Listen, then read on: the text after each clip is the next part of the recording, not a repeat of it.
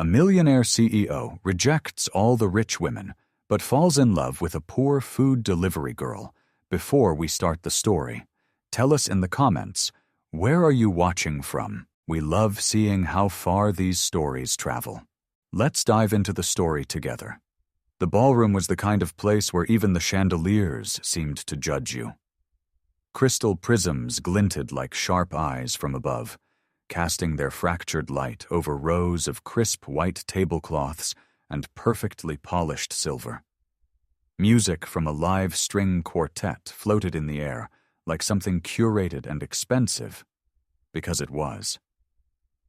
Everything about the event reeked of precision, from the champagne flutes that were never less than half full, to the laughter that never quite reached anyone's eyes. And then there was Layla Martin, a delivery girl with wind-blown hair, sneakers a little too worn, and a thermal bag slung over one shoulder like a soldier heading into battle. Except her weapon was juice, cold-pressed, organic, beet, ginger, and apple. The final drop of the night. She wasn't supposed to walk through the main entrance. She knew that. She was supposed to hand off the order to a caterer at the back loading dock. But someone forgot to open the service entrance. And so, Layla stepped straight into the lion's den, past security, past the murmuring crowd in silk and cashmere, past waiters balancing flutes like ballerinas, and headed for the bar. She was almost out. Almost.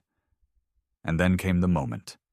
One polished shoe, a floor just slick enough, one step too fast, her foot slipped, her balance failed, and the tall glass of crimson beet juice sailed through the air in a perfect arc, before landing with exquisite accuracy on the tuxedo of a man standing under a spotlight in the middle of a speech.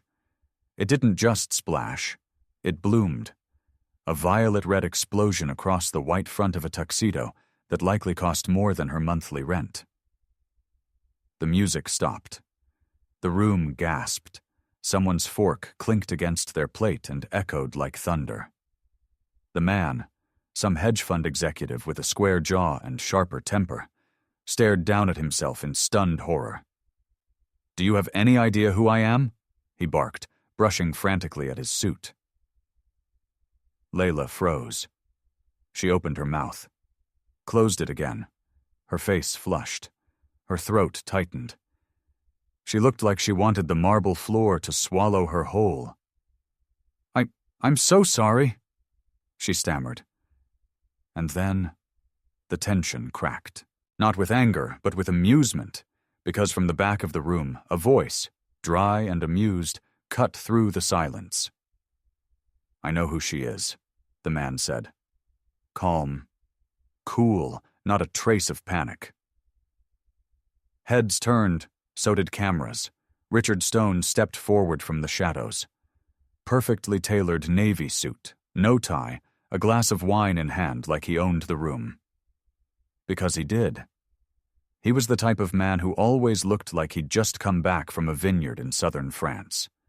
Not flashy, but entirely untouchable. People didn't speak over him. They leaned in to listen. "She's the only person tonight brave enough to interrupt this painfully dull gathering," he added with a slight smile, his eyes twinkling as if he'd just been handed the highlight of his evening. The room shifted. A few chuckles escaped. The tension melted, bit by bit. Richard crossed the floor, handed Layla a fresh linen napkin from a waiter's tray, and offered her his hand. She took it, hesitantly. Their eyes met for just a second. Long enough for her to notice the faint amusement in his expression.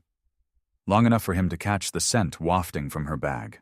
Roasted herbs, garlic, something warm, something comforting. He didn't say another word that night, but 3 days later she received a call from a private number. "Layla Martin?" the voice asked. "Yes? This is Richard Stone. I'd like to offer you a job. Not as a caterer." A pause. "As my personal chef." She almost dropped the phone. "But I'm not trained," she said, breath catching in her throat. "I don't care where you trained," he replied. "I care what I smelled in that bag." And just like that, the girl who spilled beet juice on a banker at a gala became the personal chef of one of the most sought-after millionaires in the city.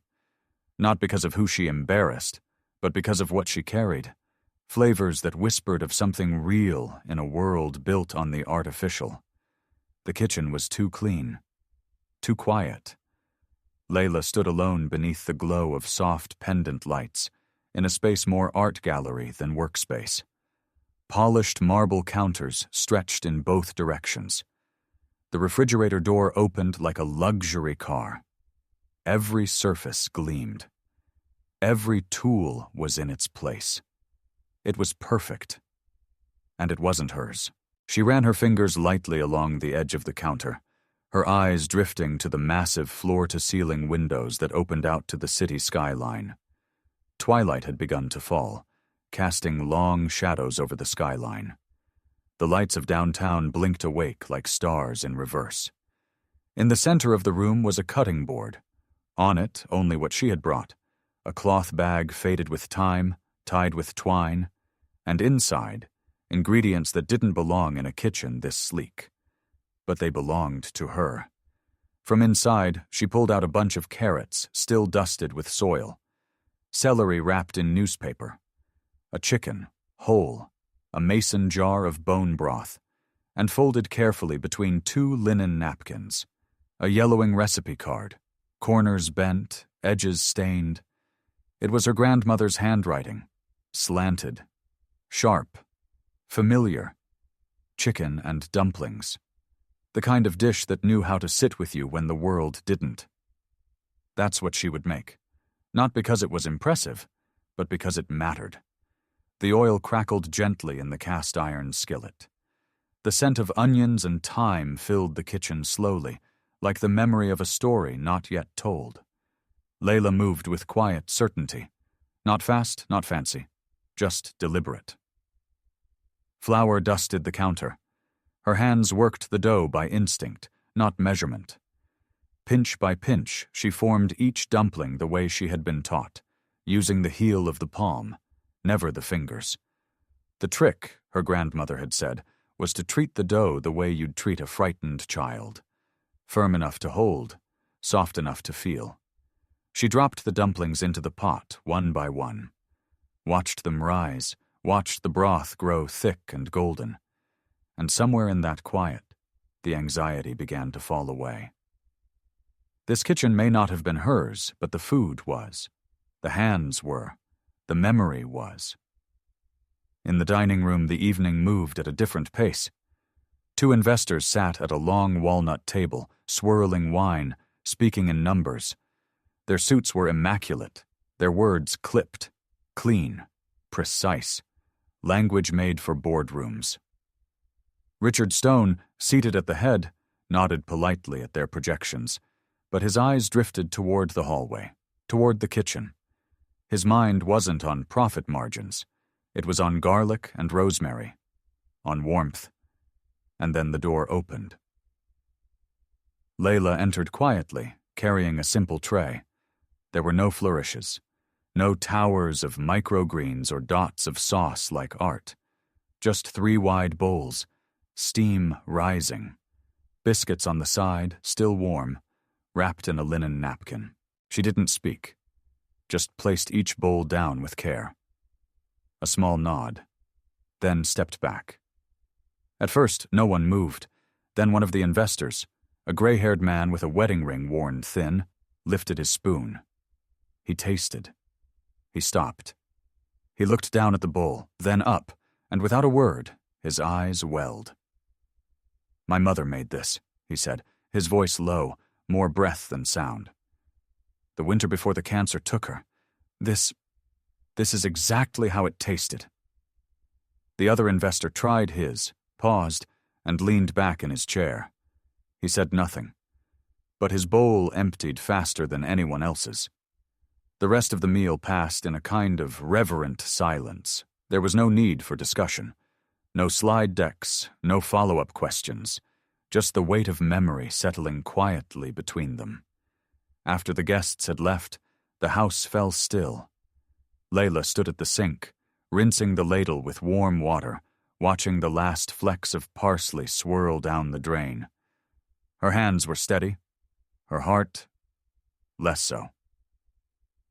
Richard stepped in. He didn't speak at first, just watched her.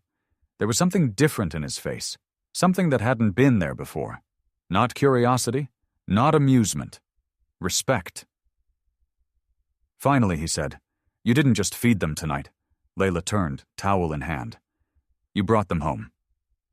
She didn't answer, but she smiled. A quiet, private smile. One that reached somewhere deep inside her, where grief lived next to pride, where hunger and memory held hands. And in that moment, under the hum of a quiet kitchen light, she didn't feel like the outsider anymore. She felt like the one who belonged. The offer came one quiet morning.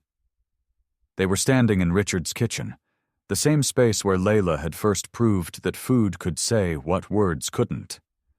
The scent of brewed coffee lingered in the air, sunlight warming the granite countertop. Richard leaned back against the island, watching her as she poured broth into glass jars, sealing them for the week's meals. There was no crowd, no pressure, just the two of them, and the comfort of routine. And then, as casually as someone might ask about the weather, he said, "Let's open a restaurant together." Layla paused mid-motion. She didn't look up right away. There it was again, that strange rhythm to their story. She cooked. He watched. And then he made a move that sounded impossible until it wasn't. She set down the jar slowly, turned. Her voice was quiet but steady. "If you're thinking about white tablecloths, 7-course menus, and a waiting list 3 weeks long," she shook her head. "That's not me." Richard smiled, but didn't interrupt. "I want a place where the food is warm before it's beautiful, where construction workers come in for lunch and widows taste Sunday dinner again. I don't want velvet booths. I want shared tables, smiles across strangers." She looked at him then, waiting for the polite decline. But Richard's smile only deepened. "Then let's build that," he said. "Let's give them a place to remember where they came from." It didn't take long to find the space. An old cottage on the edge of a quiet street. Once a tailor's shop, then a record store, and finally a dusty, forgotten corner of the neighborhood. The front porch sagged. The sign creaked in the wind. But Layla saw potential in every crack of the brick, in every worn floorboard. They called it Flavors of the Village. The name wasn't just nostalgic. It was a promise. This wouldn't be a concept. It would be a kitchen, a gathering place, a living memory made of simmering pots and stories shared over steaming plates. Inside, they tore down the drywall to reveal the original brick, hung copper pans on hooks, painted the tables by hand, mismatched on purpose.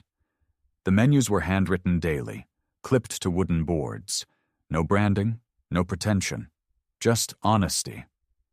The menu was inspired by Layla's grandmother, who had once cooked Sunday supper with nothing but onions, faith, and thyme. There was beef stew, slow-cooked with root vegetables and thyme. Cornbread, warm from the oven, crumbling with the gentlest touch. And chicken pot pie, baked until golden and flaky enough to hide stories between its folds. Each dish came with a side of quiet. A moment to breathe. A feeling of home, even for people who'd forgotten what that felt like. The restaurant opened without fanfare. No ribbon cutting, no press release, just a chalkboard out front that read, "Open, come hungry." The first day, a mailman wandered in, then a teacher on her lunch break, then a mother with 2 toddlers who couldn't stop spilling their lemonade. And somehow, that's how it was supposed to be, because they weren't chasing stars. They were serving memories, not the kind you post online, but the kind that settle in your bones, that remind you of someone you lost, that taste like a kitchen you once knew. That feel like forgiveness. And in that little corner of town, with steam curling up from bowls and laughter echoing off the walls, Layla and Richard weren't just feeding people. They were building something, not an empire, but a place to belong. In every good story, the past never stays buried. It waits, just beneath the surface, until the moment is ripe to reappear. And in Richard Stone's world, her name was Miranda Hayes. Public relations powerhouse, poised, polished, deadly. She didn't walk into a room. She entered like a headline already written. And if there was one thing Miranda couldn't tolerate, it was irrelevance.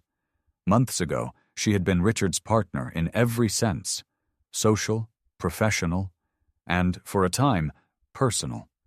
They had matched each other step for step, image for image, until quietly he drifted, until someone else began appearing beside him. Someone who wore aprons, not designer gowns. Someone who knew time better than timepieces.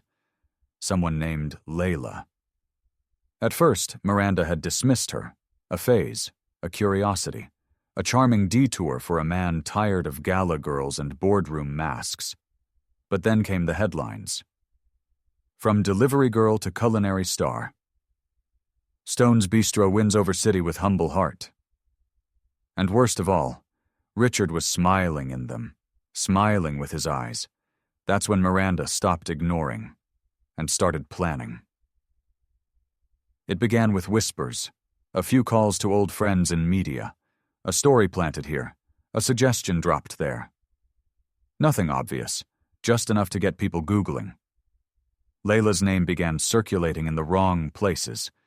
Debt collection notices from 5 years ago, an eviction from a crumbling apartment in Queens, a vague note from a former employer. Walked out mid-shift without explanation. Nothing illegal, but enough to cast doubt. Miranda understood image, and image, once cracked, could crumble fast. Then came the gala, a high-profile charity event benefiting urban gardens, ironically, something Layla had supported with free meals from Flavors of the Village. It should have been a celebration. Instead, it became a trap. Midway through the evening, as Layla mingled near the dessert table in her one good dress and borrowed heels, a man approached her. Stern, in uniform, holding a clipboard. "Ma'am, we've received an anonymous tip about your restaurant. Possible violations. We need to inspect your food storage immediately." Layla blinked. "Here? Now?" He nodded grimly. Cameras turned. Phones lifted. Miranda stood 20 feet away in red silk, smiling politely over a champagne flute. But Layla didn't flinch. She didn't plead or panic. She stepped forward, quietly unzipping the cloth bag she always carried, the one she never let the kitchen pack for her. From inside, she pulled out a bundle of apples, a stick of cold butter, a folded dish towel, a tin of cinnamon, flour, sugar, lemon, no preservatives, no shortcuts. And then, under the scrutiny of spotlights and whispers, Layla began to cook. Not for the cameras, not to perform, but to reclaim. She laid the sliced apples in a fan, dotted the crust with butter, sprinkled the cinnamon with fingers that had known this recipe since childhood. No chef's coat, no stage lighting, just her, a portable burner, and the scent of something deeply personal. A rustic apple galette, golden, imperfect, real. The kind of dessert that came without garnish, but lingered in the heart longer than any mousse ever could. When she cut into it and offered slices to the gathering crowd, something shifted. The critics stepped back. The cameras leaned in, and the press went wild.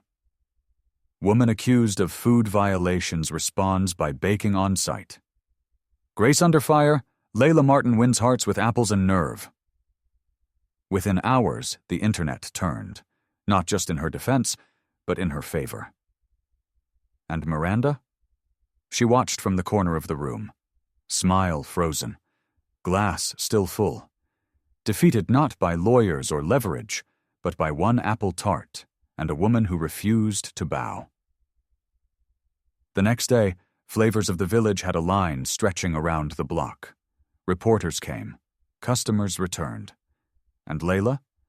She went back to the kitchen, where she belonged, where no scandal, no whisper, and no woman in red silk could touch her. Not every wound is loud. Some arrive quietly, like the soft snap of a thread long under tension. It began with an envelope, delivered not by mail, but by hand. By Richard.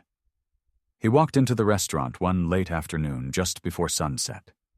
The light spilled through the windows in golden streaks, casting long shadows across the worn wooden floor. The clatter of the kitchen behind Layla continued as normal.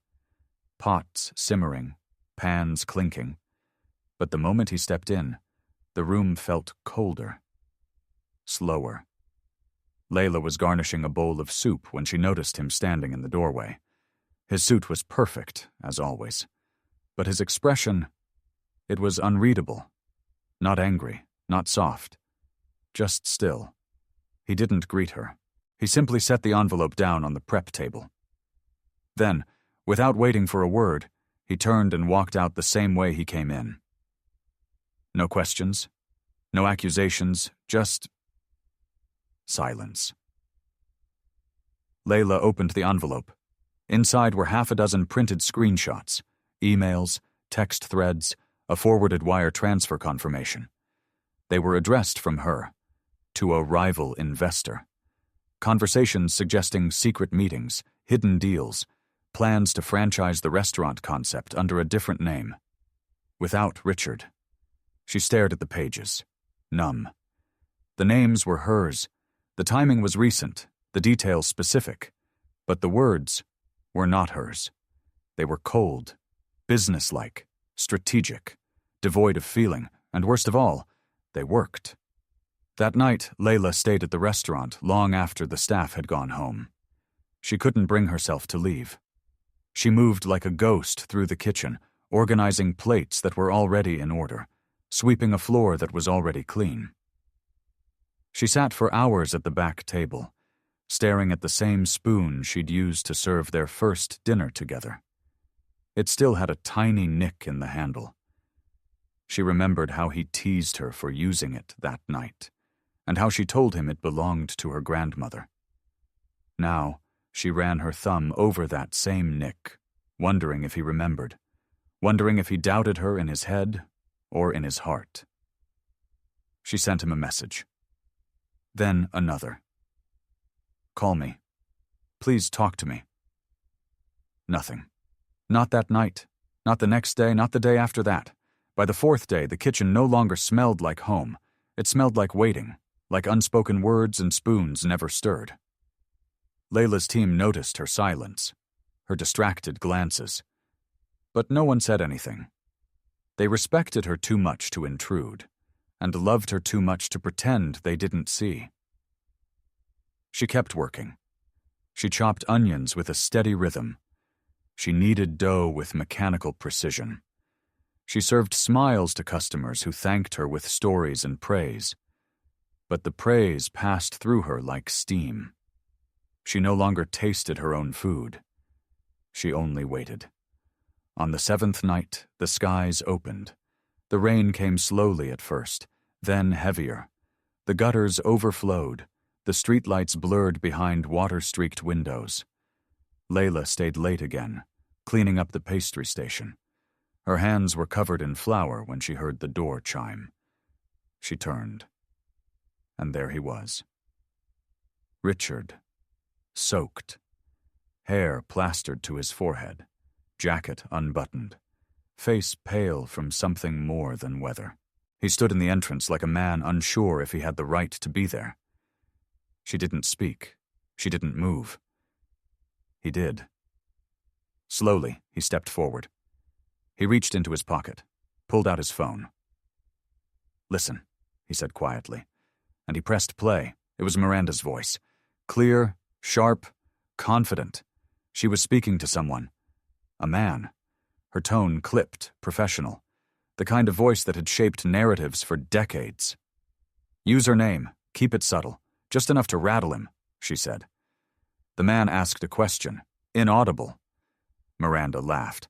"Oh, he'll believe it. He wants to trust her, but he's afraid.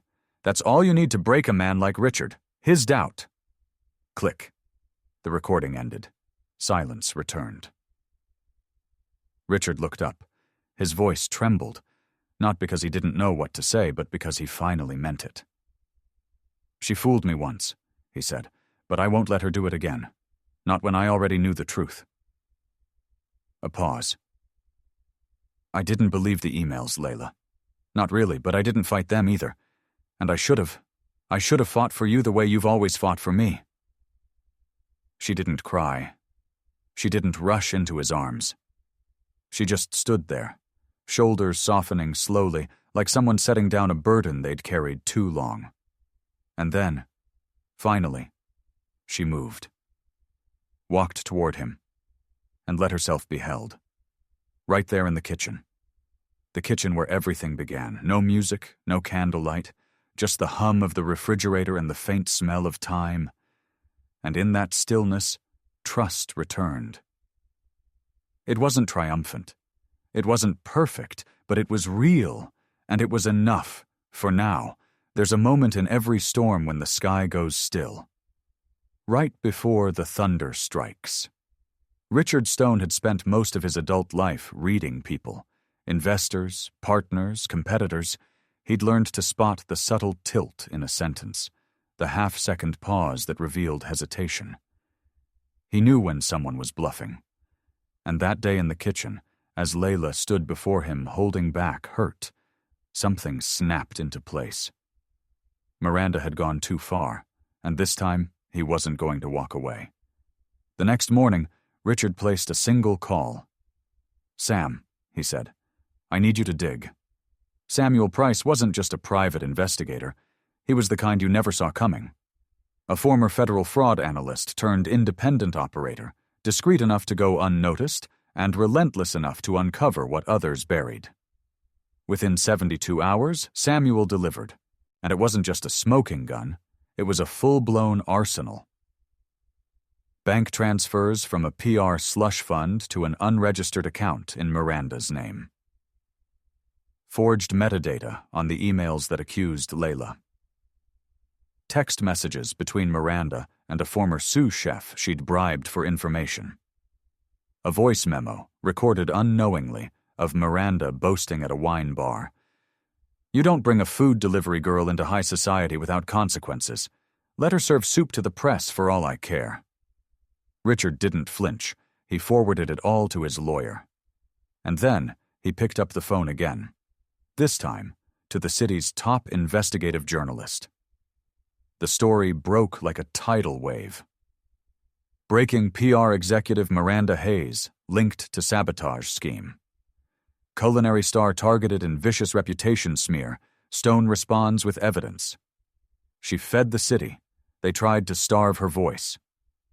News outlets ran the story for days. Editorials flooded in. Talk shows picked it up. Legal analysts predicted serious consequences. And Miranda? She vanished from the headlines almost as quickly as she had created them. Her firm issued a bland statement. She stepped down from her board seat. A criminal investigation was opened. But for Richard, justice wasn't about vengeance. It was about clarity, about restoring what never should have been taken from Layla in the first place. And Layla? She didn't throw a press conference. She didn't speak to the cameras. Instead, she tied her apron. That night, the restaurant reopened with no banners, no special menu, just the quiet clatter of plates and the smell of roasted garlic and rosemary. Her staff noticed she smiled more freely again, that she hummed while she prepped, that her hands, once rigid from stress, moved like music again. One customer asked if she felt vindicated. Layla paused, smiled softly, and said, "The truth always tastes better when it's slow-cooked." And then she served them a bowl of stew, the same one that once made a room full of strangers fall silent. Because for her, the real win wasn't proving them wrong. It was being allowed to keep doing what she loved. In her way, on her terms. Fame doesn't always arrive with applause. Sometimes it comes with the quiet, aching pressure of being watched too much and understood too little.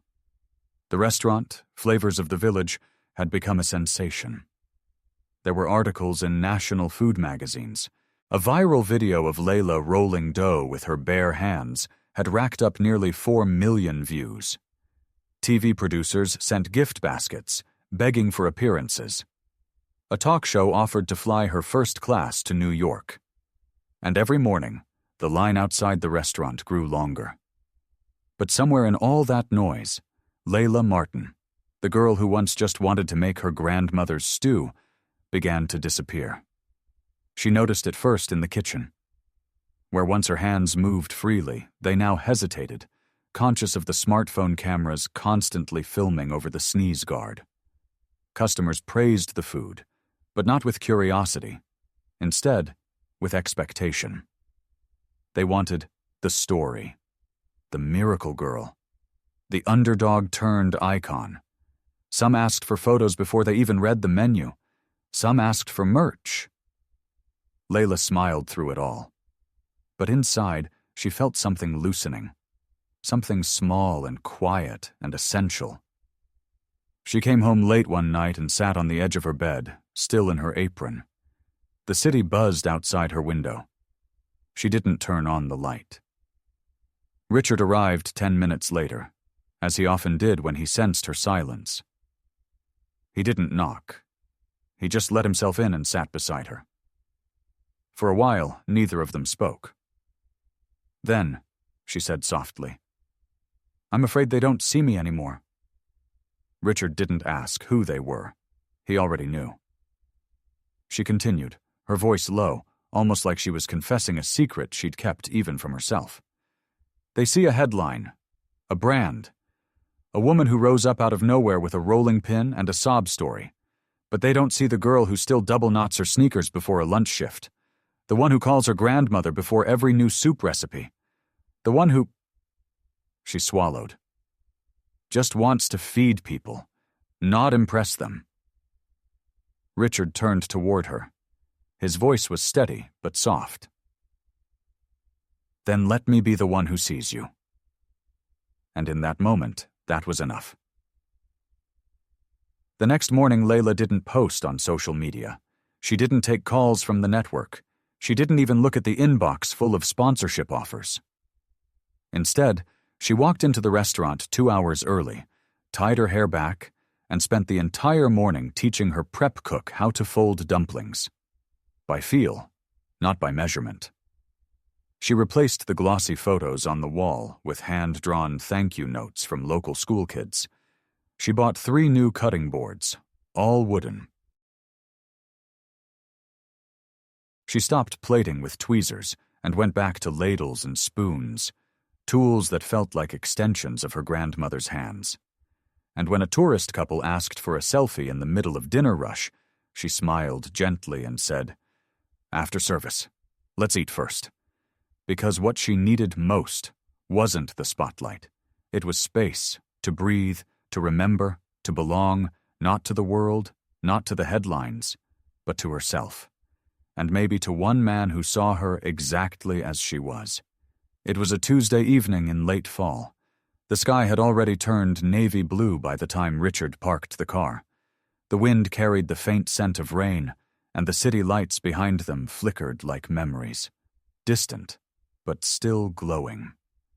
Layla looked up from her seat, puzzled. "This isn't your apartment?" she said softly.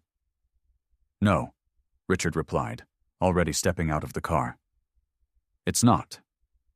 She followed him up the short walkway, heart quietly curious, as he unlocked the door of a place she hadn't seen in months. The old townhouse, not the penthouse, not the restaurant.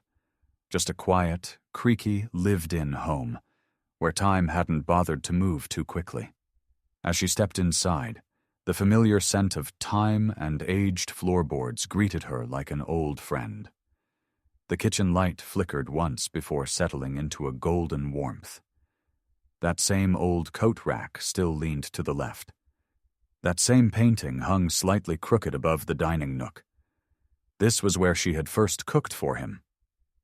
Coq au vin. Red wine, shallots, garlic, rosemary, simmered low and slow, just the way her grandmother taught her. The dish that started everything. She looked around, then turned to him. "Why here?" Richard leaned against the kitchen counter, his hands in his pockets. Not with arrogance, but with hesitation. It was rare seeing him like this. Unarmored. "It's where I first realized something," he said. He took a step toward her, and then another. "I brought you here tonight not for dinner, not for anything fancy. I brought you here because I needed to ask something in the only place that ever felt honest." He stopped in front of her, took her hand, gently, reverently. "I don't want a private chef anymore," he said, his voice lower now. "I want a wife." No theatrics, no kneeling, no diamonds under chandeliers. Just that one sentence, hanging in the air like steam from a pot on the stove. Layla didn't answer right away. She let the silence stretch. Not to create drama, but to feel the moment fully, like testing the doneness of a roast by scent alone. Then she smiled. It wasn't the poised, public smile she'd learned to wear under the cameras. It was the crooked one. The one that appeared when she was barefoot and at peace, usually while tasting soup straight from the ladle. "I'll say yes," she said, tilting her head, "if you still promise to eat coq au vin every Monday." Richard laughed, really laughed, the kind of laugh that didn't rise from charm, but from joy, from recognition, from relief. He pulled her close and kissed her, not as a declaration to the world, but as a quiet agreement between two souls who had finally found their rhythm. No applause, no spotlight. Just the smell of rosemary and old wood. Just the hum of the refrigerator in the background, just the two of them, in the kitchen where everything had begun. Because love, real love, rarely arrives with fireworks. Sometimes it walks back into a room it never wanted to leave. There were no crystal chandeliers, no string quartet, no guest list curated by PR agents. The wedding took place beneath a canopy of old apple trees in Layla's grandmother's backyard. A patch of land that had seen more birthdays, family picnics, and whispered stories than most ballrooms in the city. The grass had been freshly trimmed that morning by Layla's uncles. Folding chairs, mismatched but polished, were arranged in gentle arcs around a simple wooden arch wrapped in wildflowers and ivy. White string lights swayed gently in the breeze, hung between trees by the neighbor kids, who'd been promised extra slices of pie for helping. It wasn't grand, but it was perfect. Guests began arriving just before sunset. They brought covered dishes, old stories, and lawn games for the children. Some wore suits, most didn't. There were hand-sewn dresses, dusty boots, and hair braided with herbs from the backyard garden. Instead of a wedding planner, there was Aunt Marlene, barking orders with a spatula in one hand and a pitcher of lemonade in the other. Instead of a DJ, the choir from the local church sang harmonies under a makeshift tent. And instead of waiters in tuxedos, the bride and groom helped carry plates to the tables themselves. Long picnic tables stretched beneath the trees, covered in linen cloths and dotted with votive candles. On the menu, rosemary roast chicken, braided challah bread, mashed potatoes with roasted garlic, sautéed green beans from the garden, and apple pie that vanished faster than it could be served. No name cards, no toasts written by assistants, only laughter, clinking forks, and the kind of conversation that needs no microphone to be heard. Layla wore a dress sewn by her grandmother, cream-colored, simple, with lace at the cuffs, and a ribbon around her waist that matched the ribbon in her hair. Her bouquet was gathered from the backyard that morning. Lavender, sage, and a single yellow rose her grandmother insisted on. Richard, once the man who had built his fortune in polished offices and glass towers, now wore rolled-up sleeves and a boutonniere pinned slightly crooked by Layla's youngest niece. He had never looked more at ease. At one point, he was spotted cross-legged on a picnic blanket, sharing peach cobbler with a group of toddlers who didn't know or care that he used to run a chain of boutique hotels. He wasn't the man they'd read about in Forbes. He was simply Layla's husband. Later, as the sun dipped below the treetops and fireflies began to blink along the garden path, Layla found Richard standing alone near the fence, watching the party. She walked up beside him, slipped her hand into his. "Do you regret it?" she asked softly. He didn't answer right away. Just let the sounds of the celebration wash over them. Laughter, clinking glasses, the off-key start of a campfire song from the choir. Then he turned to her. "At this exact moment," he said with a smile, "I only regret not meeting you sooner." She smiled back, tired from the day, but content in a way no luxury could replicate. They stood like that for a while, side by side, as someone began passing around a second round of pie, and the kids started chasing each other with glow sticks from the dollar store. And in that garden, under those lights, surrounded by everything real, their marriage didn't feel like the end of a story. It felt like home, a new beginning. And finally, belonging. Do you believe that a single meal could change the course of a life? This wasn't just a love story. It was a story about being seen, about being chosen, for who you really are. Now we'd love to hear from you. If you were in Richard's shoes, would you have chosen Layla? Why or why not? And just between us, on a scale from 1 to 10, how would you rate this story? Type your thoughts in the comments. We read everyone.